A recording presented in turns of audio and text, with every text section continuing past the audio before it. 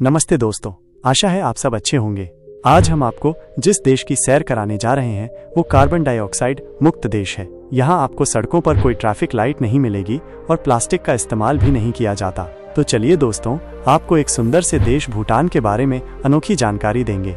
आप सभी से निवेदन है कि आप इस वीडियो को अंत तक देखें और चैनल को सब्सक्राइब करके बेल आइकन को दबा दें ताकि नई वीडियो आने पर आपको नोटिफिकेशन मिल जाए। भूटान एक अद्भुत देश जो आपको मंत्रमुग्ध कर देगा।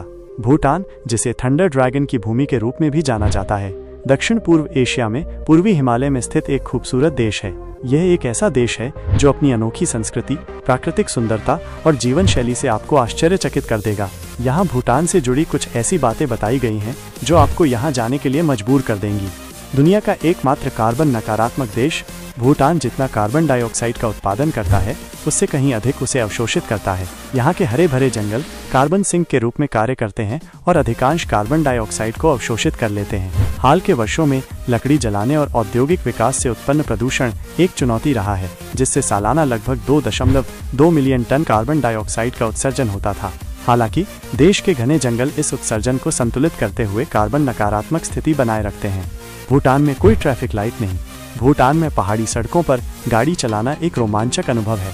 यहाँ सड़कों पर गायों और भैंसों जैसे जानवर खुलेआम घूमते रहते हैं और लोग बीच रास्ते में रुककर एक दूसरे का अभिवादन भी करते हैं। भूटानी लोग बहुत धीरे और सावधानी से गाड़ी चलाते हैं, इसलिए यहाँ ट्रैफिक लाइट की कोई आवश्यकता नहीं पड़ती। भूटान में नहीं होता प्लास्टिक का इस्तेमाल। भूटान में प्लास्टिक बैग पर पहला प्रतिबंध 1999 में लगाया गया था, लेकिन विकल्पों की कमी के कारण ये सफल नहीं हो पाया। 2005 और 2009 में इसे फिर से लागू करने के प्रयासों के बावजूद ये विफल रहा।